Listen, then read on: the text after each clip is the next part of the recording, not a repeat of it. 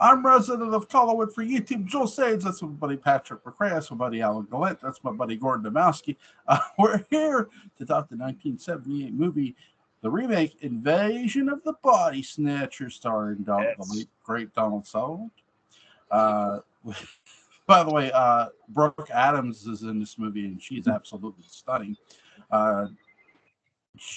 Jeff Goldblum was in this movie. Yep. And, yes, he is, and he's absolutely stunning. He is. He's stunning, and he's not advertising for apartments.com or anything. And Leonard Nimoy is in this movie, so yep. Which I will say that this was a really cool character for him to get to play a psychiatrist, because he nails this straight. I mean, it is really amazing. But before we get into that, guys, I'll start with Gordon. When did you first see this movie? It probably would have been on television after its initial theatrical run. Yeah. And I remember when I was a kid watching it and thinking that it just bored me to tears, because I'd seen the original, which is much more lively and active, and this is a more sedate. It still has that same sense of paranoia, but it's much more of a slow burn, so to speak. Yes, it is. Yeah. There's the directorial choices is more.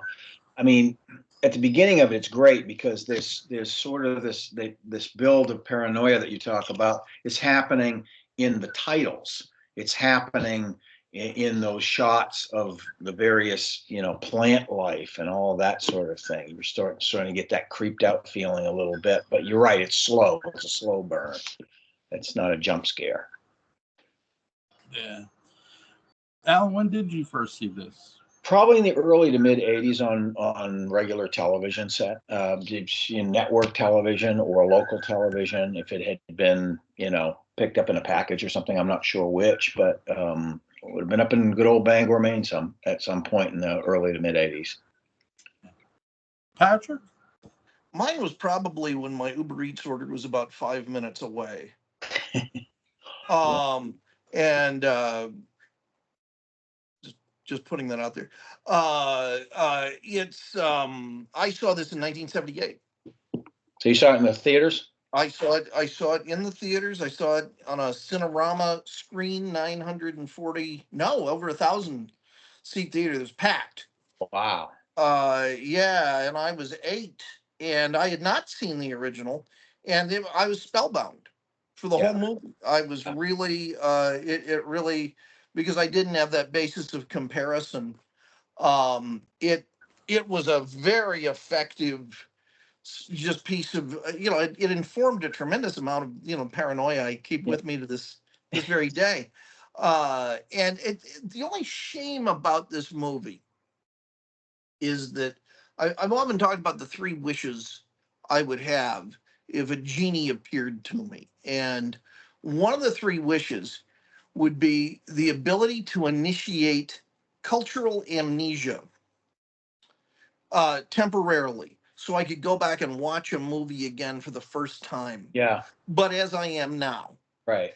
And, I wonder about the paranoia aspects of the movie, because if you went into the movie and it had a different title, Blue Harvest, and you had no idea what was really going to go on, would you pick up on the paranoia angles as early? Because I pick up on them immediately. And the moment you see Robert Duvall on that swing set, he's just there for that instant, and then he's gone. It's like, that immediately tells you this is a universe that is starting to go out of kilter right there. Yeah.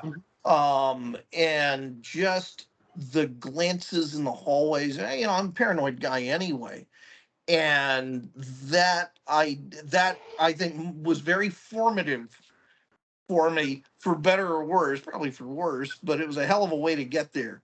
Yeah, you get into a situation where people are sharing a secret language of whatever, gesture, looks, whatever. Yeah, it's like that.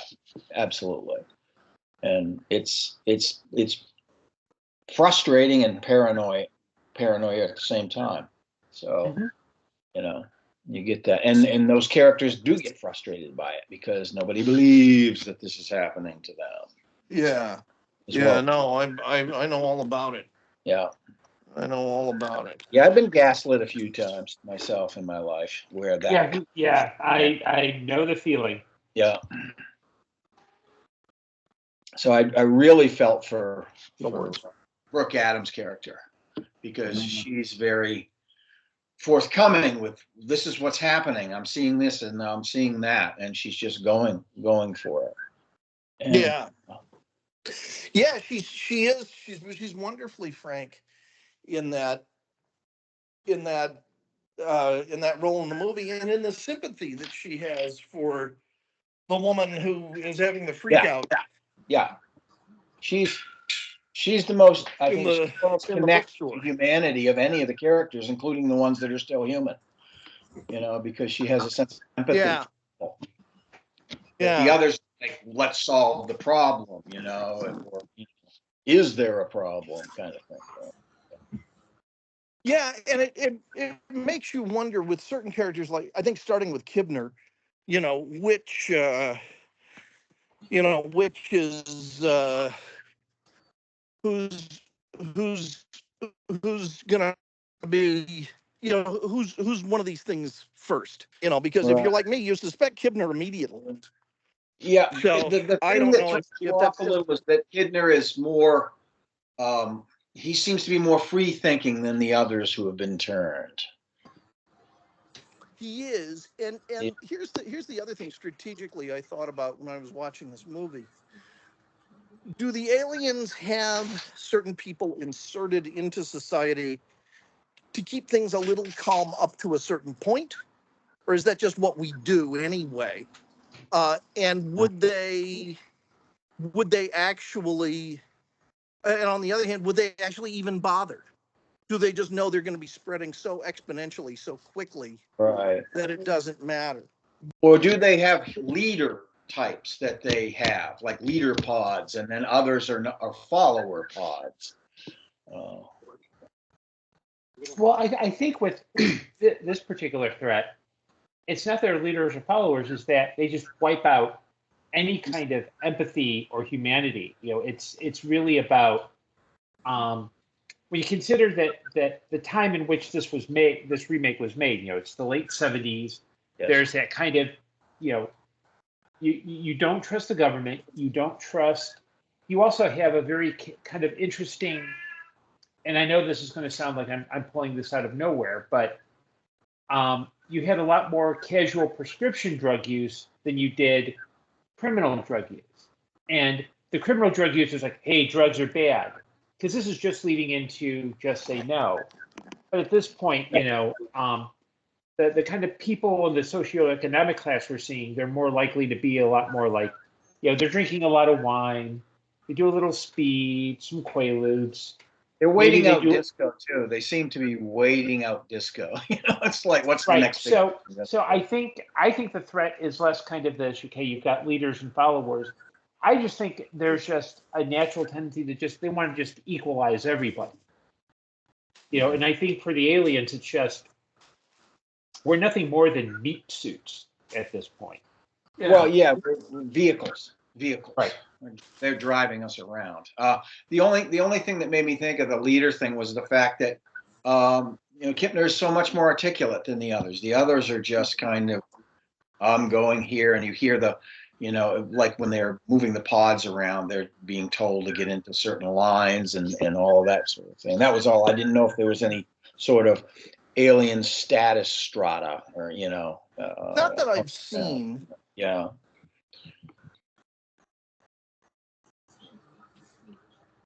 Excuse me. No problem.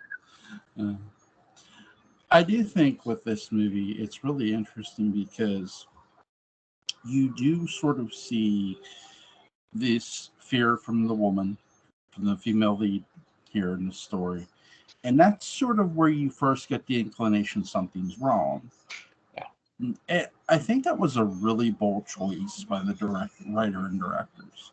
Because though Donald Sutherland is your star in this movie, they give equal ability. Your co-star gets a little more of the attention, and she's sort of the first to notice. And here's a guy, and Sutherland's character is what, a health inspector.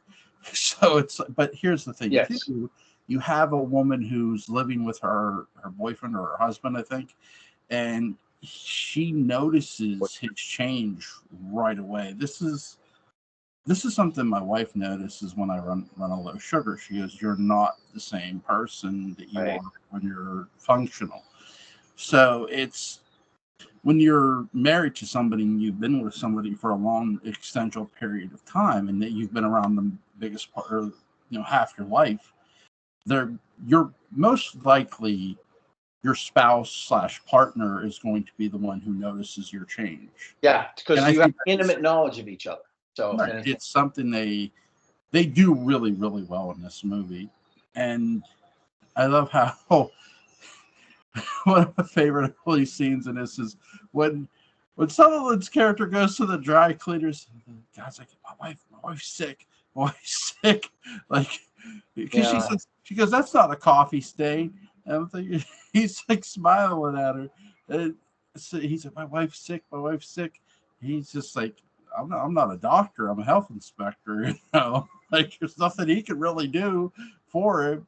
And I love how slowly we're going to get the introduction of Leonard Nimoy's character, because Sutherland's character is friends with him, and he says he can help you. He can determine whether he can eliminate some things for you. It's not to determine whether you're sane or crazy. He can determine whether your husband's having an affair, whether he's gay, whether he's this. He goes through these lists. It's to give you some peace of mind that other things aren't happening. And I really like that in this movie. It's really well done. What did you guys think of that? I thought that was also a clue as to Nimoy's character's, what he was about, because when they finally do meet, he kind of poo-poos her and gaslights her in a gentle sort of, psychiatrist way. But if every problem's a hammer, or, if your only tool's a hammer. Right, exactly. But he doesn't do those things. He doesn't bring up things like, "Do you think he's having an affair?" None of that sort of comes up. So that was my first clue the first time I saw it, that something was a little off with him. But yet it never pushed it past the boundary for me, because he's articulating everything so well. And everybody else that you're seeing, that she's seeing, is sort of like just looking at each other. Yeah. They're not articulating much. Yeah, and at this point, you had a lot more of a kind of gradual kind of acceptance of psychiatry, and more in that kind of self-helpy, give me happy talk. So it would make sense that Nimoy's character sounds a little bit, like, to me, he sounds vapid and superficial and not like a real psychiatrist. But at that point, in the 70s, that's what a psychiatrist would sound like, is vapid and superficial. Yeah. Well, and even people now who purport to be in the psychiatric profession, like Dr. Phil, have no training in that. That's why he doesn't have an updated license anymore. He's a clown. Yeah. But I've been in therapy before. I don't mind, I don't go into details, but I don't mind talking about the fact that I have. And psychiatry was part of that for a brief period. And I had a very nice psychiatrist who asked me about what I was doing. He was interested in what I did. What was my occupation, and tell me about that. And he was also interested in theater. So, we would talk about that sometimes. He would gauge from conversation, where's he at? Where's he at? And he would ask me standard questions too. Is anything going on in your life right now? Do you feel anxious? Do you all these sorts of things. But it was more to the point and more about conversing with a whole person, I guess. And I had a good experience that way. Yeah, and this guy does not remind me of that at all. Yeah, and I think at this point people were they wanted like kind of vapid little kind of like reassurances rather than like the deep meaning of therapy. It would be like they'd expect to hear things like, Jewel, you need to take a nice deep swim into Lake U.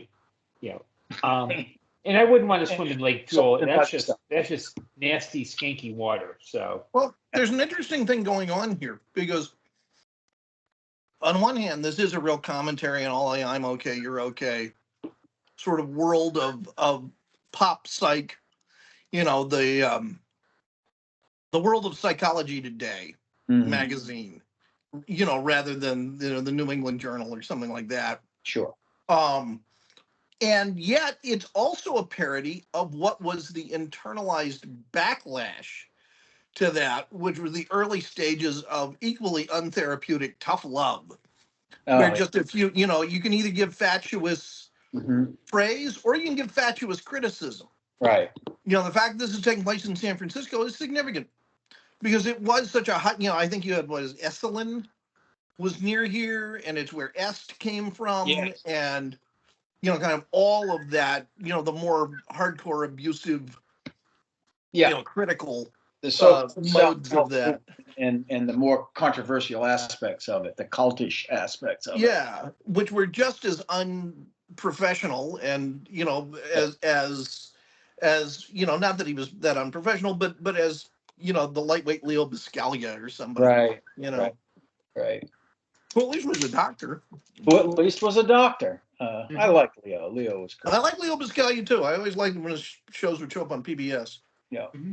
Yeah, and Joe, you should watch Leo Biscaglia. In fact, I think you actually would like Leo. Yeah. A very empathetic guy.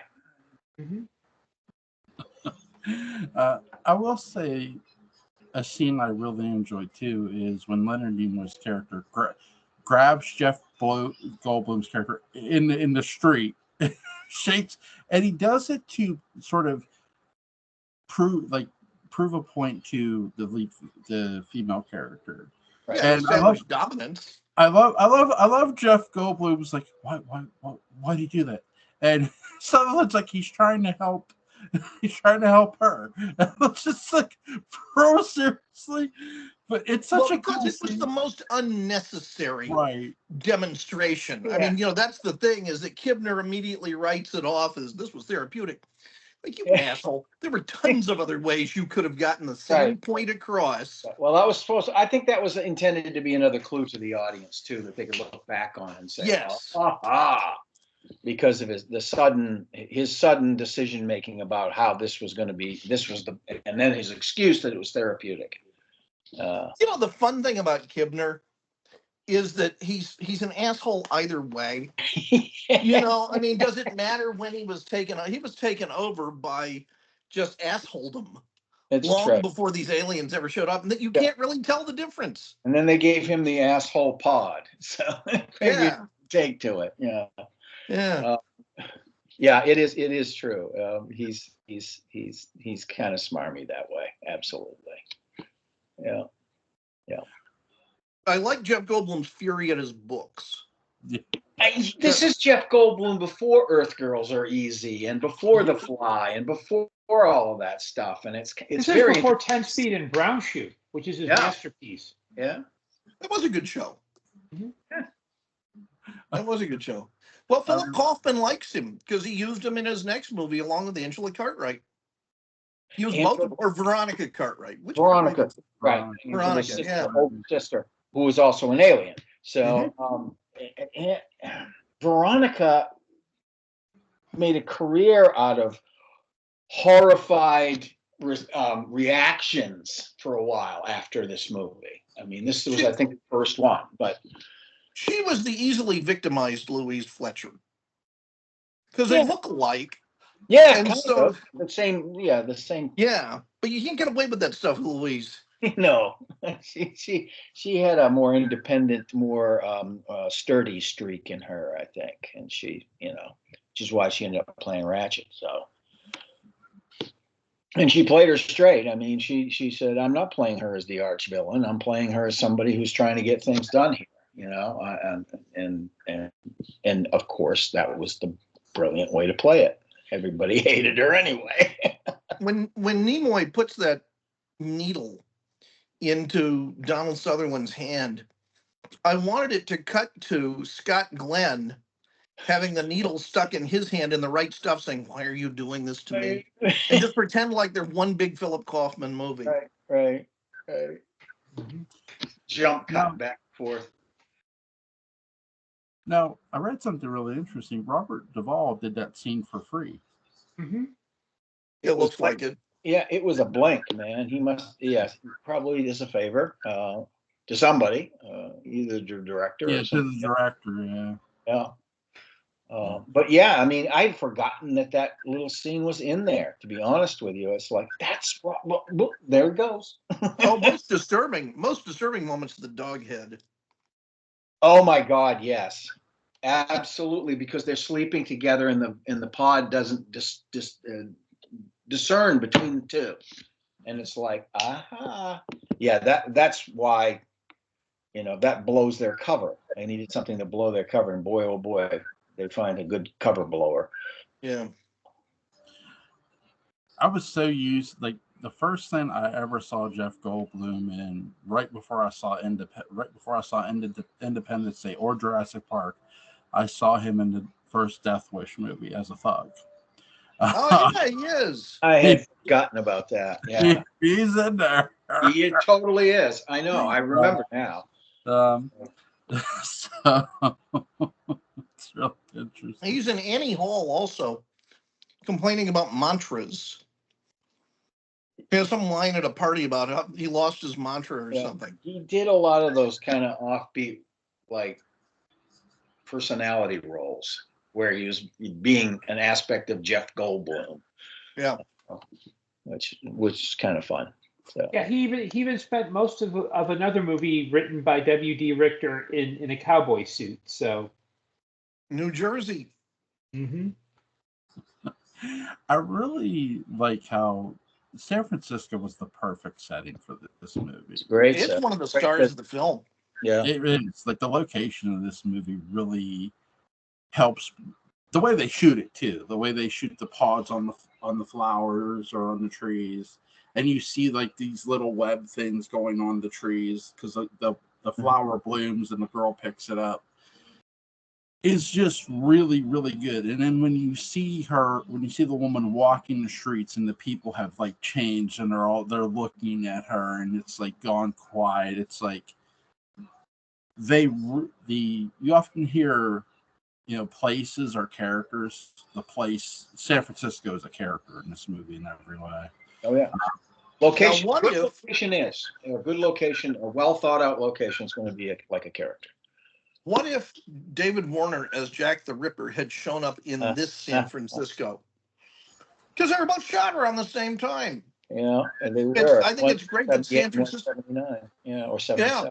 Yeah, 79. That San Francisco is a star of the two best science fiction films of the end of the decade.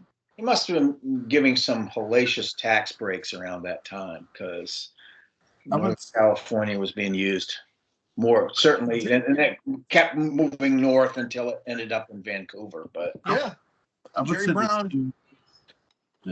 I would say the two like eeriest movie. This is one very eerie movie, but the end of Storm of the Century, when the kid's walking down the streets of San Francisco, he's got the Niners jacket on, and you're getting that commentary. It's like, oh shit. Joe, you might not know this, but that Storm of the Century was essentially shot. A great deal of it was shot in Southwest Harbor, Maine. Really? Really. And I used to work at a theater 5 miles from there during the summers. Cool. So that was cool. That was kind of a cool time. So yeah, great movie.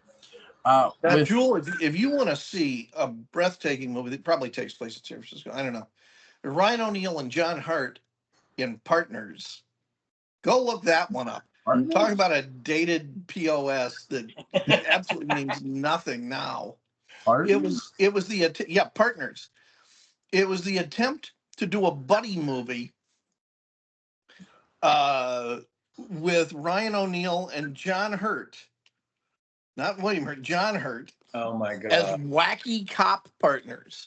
One of them straight, one of them's gay. Oh and it was like right on the eve of AIDS. And you know, it was like Can't Yeah. Stop the Music and all of that, where there was this one very specific attitude.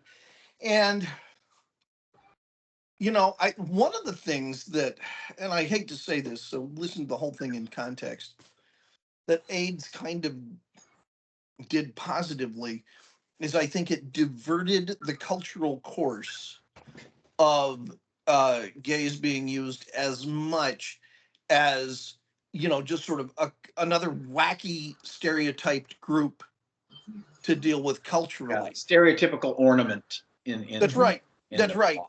And it was, on one hand, it's like, well, we don't know how to present this group.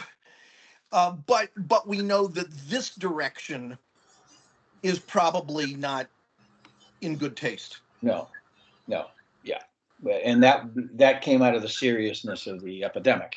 Yeah, it did. You're right. That was part and parcel of that, and it was also happening at a time where the executive branch of our illustrious government was in complete denial, willful denial of the fact that epidemic was occurring. Yeah. So you had all sorts of conflicting stuff. Elizabeth Taylor really shamed Ronald Reagan on that. Oh yeah. She was among the vanguard, no doubt, because she'd had, of course, many friends, including Rock Hudson, who had it and died from it, and others who might have, because she was very connected to the gay community, particularly on the West Coast, but also on the East Coast somewhat, and had been for years. And you know, one of the nice things about this film is that it and time after time really dig deeply into San Francisco culture. Mm-hmm. And at no point do they reach for any of those stereotypes, tropes. No. It's the culture as you find it, rather than the culture as Middle America sees it, or et cetera, et cetera. Yeah. Shout out to my buddy John Philip Betancourt. He lives in San Francisco. So. Yeah, I mean, good, more power to him, man. That's an expensive place to live.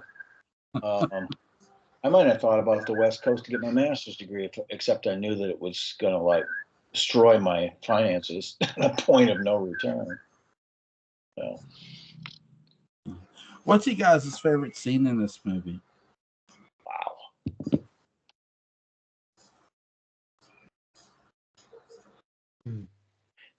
For the sheer effect of the horror aspect of this movie, it's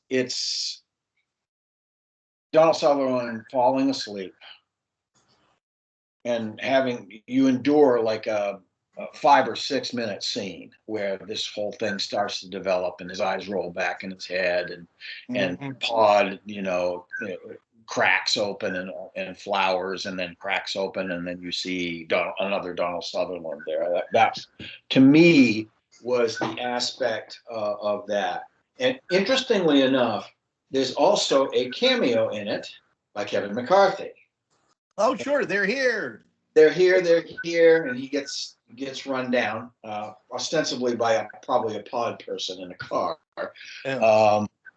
But that was also like, that was a nice little jump right there. I enjoyed that. That's an example of how to do fan service incredibly tastefully. Yeah, and it also turns the plot into, well, maybe we should believe, you know, we're going to have these characters start believing, you know, that this is happening.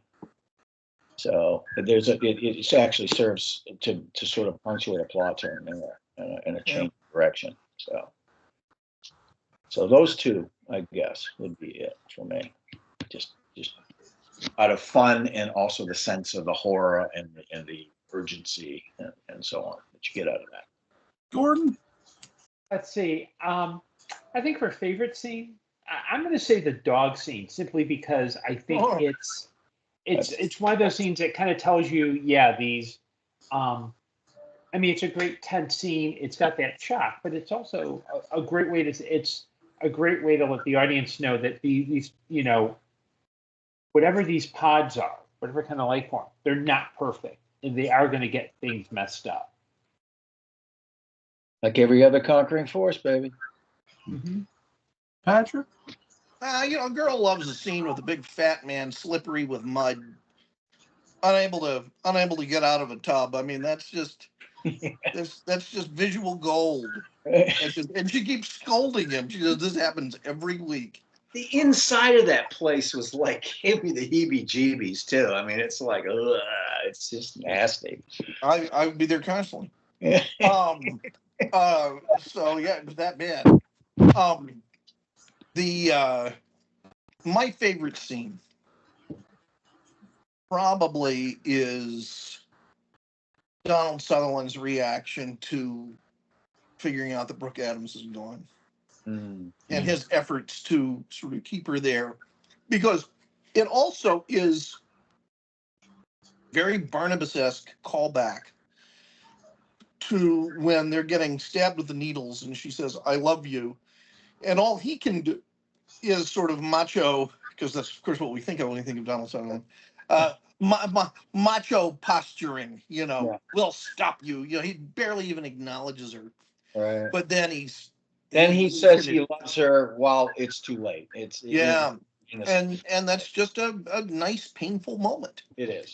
It's special effect is pretty horrifying too. Oh well, it is, and it's Philip Kaufman not letting him go gently into that good night. And I think really the pre and then opening credits sequence, because it is a depiction of aliens that is, to me, wildly Lovecraftian and unlike anything I've ever seen.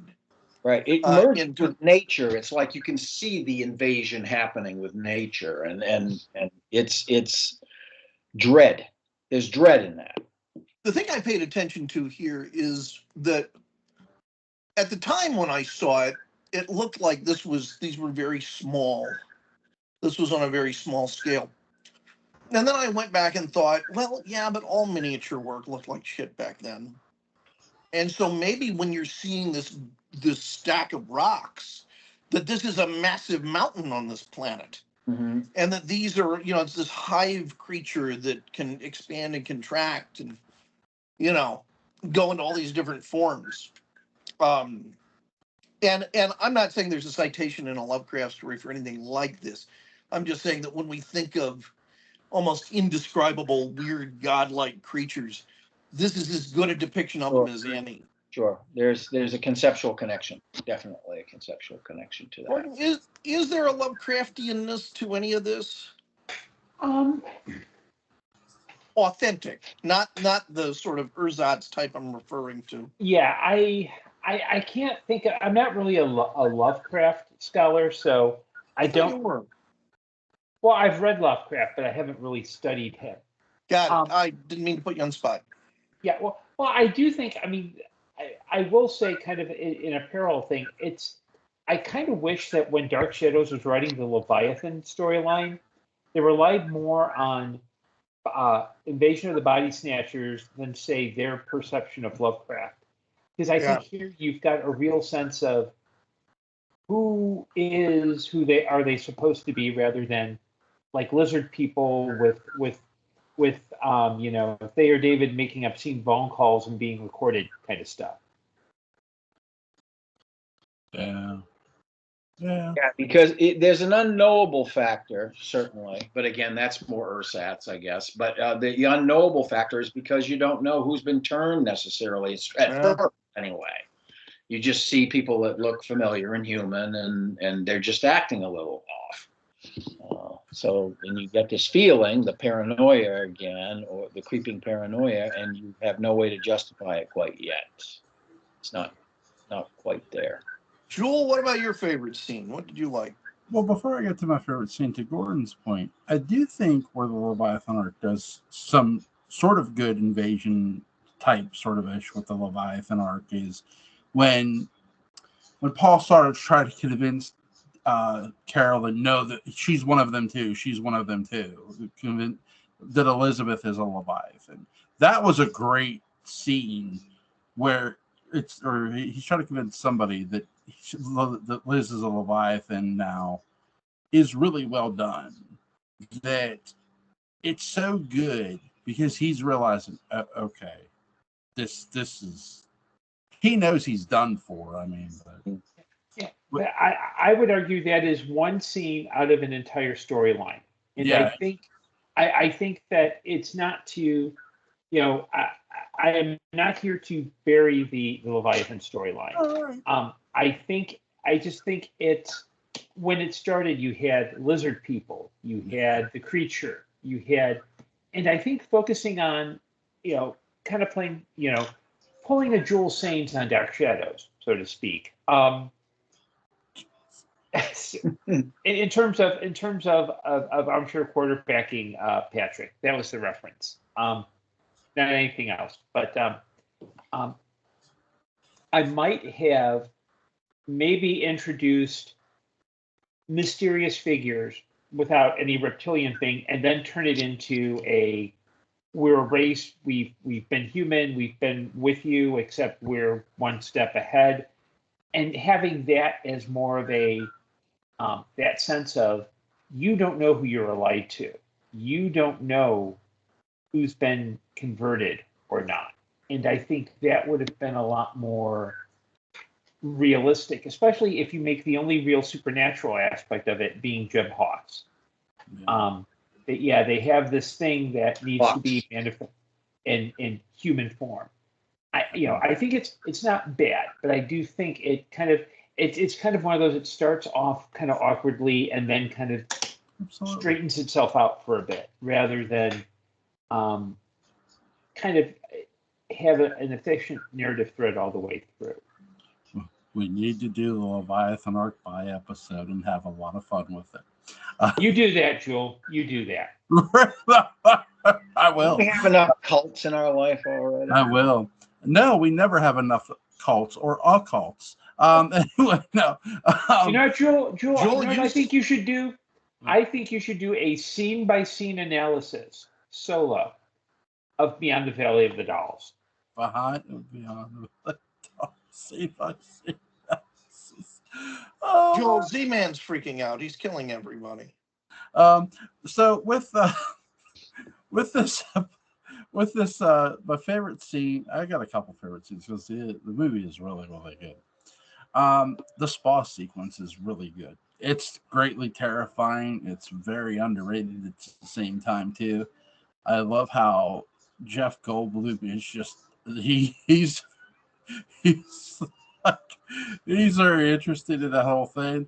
I love his character in this movie. He's a lot of fun.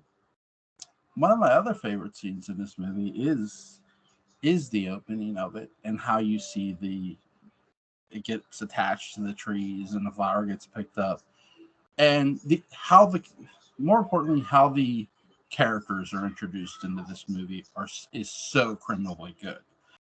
And when you're watching this movie, you can be left to wonder, outside of Sutherland, Goldblum, and the female character, who has turned. That's a lot of fun for this movie that you can really go back and have when you're watching it. So I agree. And Donald Sutherland's terrific. Yeah. He's a wonderfully witty lead who says bodies a lot. Yes. And he also styles a trench coat very nicely. Oh, he certainly does. This is a great trench coat movie. You know what I say? Up yours, tall people. You and you're looking good in trench coats. Well, what do? I look comical in a bolero outfit. He paid the price later. He paid the price later, though, with those tight white shorts and a dry white season. That was pretty horrendous. It's true. We saw what was dry and white. Yeah. Yeah, I'm sure after that conversation, Jul's going to be looking up that video so you can watch it. Dry white season. Yeah. It's actually an excellent movie. It's just there's some weird South African tight white shorts involved. Well, they're a tight white people. They certainly were then. Yeah, I mean back in that point. Guys, I know we're not talking MASH, but here is a question, because how literally Donald Pleasance helped bring the character of Hawkeye Pierce to life. Probably the most memorable Hawkeye Pierce, in my opinion. What did you guys think of his performance in that? I think Donald Pleasance's Hawkeye Pierce Or was Donald one of the Sutherland, scariest sorry. things. Yeah. Oh, okay. Now, well, I have no idea. Stalag 4077. He's great. As I said, he's a very heartfelt sociopath in that movie. Yes. And I think that that was the same period of time within like a year or 18 months that he was also working on Kelly's Heroes, where he plays another sort of irreverent sociopath. Yeah. So there seemed to be there's a connection there, I think, in terms of what he was working on in terms of his own inner life for characters. Yeah, Canada was really sending us some great actors. Oh yeah. At that point, I really mean the Shatner, Jonathan Frid, Donald Sutherland, and that they're hardly the end of the list at all. They're not. I'm trying to think. One of the Frankenstein incarnations that was made for television, Michael Sarrazin. He's from Yeah, Michael Sarrazin, Gumball Rally. Yeah, he's from Montreal, and the lady Anne of 1,000 Days. Genevieve Bujold, Captain Elizabeth Janeway. Yeah. Yeah. Right. She was the first shot at it, and she decided she didn't want it. She didn't like it. Have you ever seen her screen tests? No, I've not. They're the screen tests of someone desperate to get fired, so they don't have to keep doing this. Yeah. Didn't want to do a television series. It is the worst acting I think I have ever seen. Which would be deliberate on her part because she was actually a fine actress. But you can find them on YouTube, and it's clear she's like, what the hell is this? Not into it at all. Right. Yeah. Yeah. Beyond that, it's beyond just disconnecting from the material. I'm convinced she's trying to get fired. Right. Like she's terrified of it almost. She didn't want to get up that early. Right. I think it was like day one. She's terrified of getting up at 4 a.m. too. So. Yeah, a 6 a.m. call. Yeah. And she realizes, oh, you only have, 6 years and 364 more days of this to go. Yeah. Yeah, and she's going to hang out with Robert Beltran all the time. That's not good. Hey, I saw Eating Raoul. He was pretty, if they had let him be that Robert Beltran, she would have had a good time. Mm. But they didn't. No. They didn't. And that was criminal because Beltran's a very funny man. He's a good actor. And you could read his frustration, with having to play the worst stereotypes of Native Americans, just this tremendous stoicism all the time. Mm-hmm. That poor guy. Yeah. I mean, he got better as an actor because he had to paint within such intricate. But my God, don't give us that and a Vulcan, and expect us to get. Why else do you think we got so excited about Robert Picardo? Right. He's at least playing something, and he's a light bulb. Right, he's a light bulb, but he had a much larger picture frame to move around in and play. So. I think Picardo realized this. I think Picardo knew that this is a moribund group of characters. Yeah. And I can really stand out with this. And he did. Yeah, he stretched it and probably just kept looking, askance every once in a while, make sure, that they were going to let him get away with it. So. And Picardo's probably like, hey, I've been on the Wonder Years. I can do this. His appearance in Dr. Bashir, I presume, is really great for DS9. Is that where he's the real Doc Zimmerman? Yeah. The creator of the of the great episode. Great episode. It is a great episode. It's Bashir's just such a great character. This movie's a 10, guys. Strong. Oh, yeah. Absolutely. Yeah, Philip Kaufman doesn't make other types of movies. He really doesn't. It's a layered touch. He has a very layered touch. Even in the 1970s, when not a lot of movies had a layered touch, he did a. He really could have. He was supposed to make the Star Trek movie initially. in the mid-70s, Planet of the Titans, with scenic design by Ken Adams. Wow. Well, they weren't going to do that. Not with all that beige shit they ended up pulling for the first one. I mean, yeah. And on that first movie. I mean, well, we saw what could have been with Wrath of Khan. You know. Somewhere, and I wish I knew the quote, somewhere there's a good Robert Wise quote about why he chose those colors. That there was definitely a reason. Yeah. I don't remember quite what it was, but it had to do with the lighting and just with the fact, I think he felt like the movie was going to be on such big screens that much primary color with those big screens would have been overwhelming. Because, you know, I mean, hell, you can look at Star Wars and there's not a lot of primary colors going on in that. I always thought, yeah, it's true. That's true about that.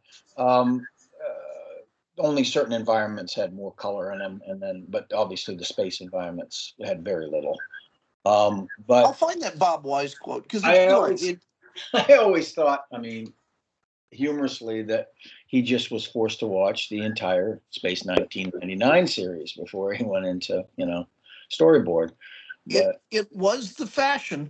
Yeah, it was. It absolutely was the fashion in the late 70s to do that. Mid to late 70s, I guess, because we're talking a lot of different space operas during that time. So the the Black Hole came out in that era. All I can say is Photon torpedo away. Yeah. And my oath of celibacy is on record, Jewel. So you're not launching your photon torpedoes anytime soon. Are you guys ready for Dog Soldiers tomorrow night? So I am. Okay. I've never seen it. I'm looking forward to it. You all right, guys. Is there anything you want to add before we go? No, this was a great choice. This was a really good choice. Good movie. Good movie. It's a good stretch of movies we have coming up. I mean, I'm looking forward to it. Yep. Links to Gordon Dymowski's Amazon page is going to be in the description box. Link to Patrick McCray's The Dark Shadows Daybook Unbound is going to be in the description box. And link to Alan Gallant's YouTube channel, Colin Sport After Dark, is going to be in the description box. I have to get off here and go record another video after this. But you guys have a great rest of your night. What are you recording, Jewel? Episode 59. So have fun. Yeah. I will. You do that, Jewel. Go off to OnlyFans, Jewel. Yeah. As I lotion my legs for my fans publicly, and I send the pictures erotically to Gordon. You guys have a great night.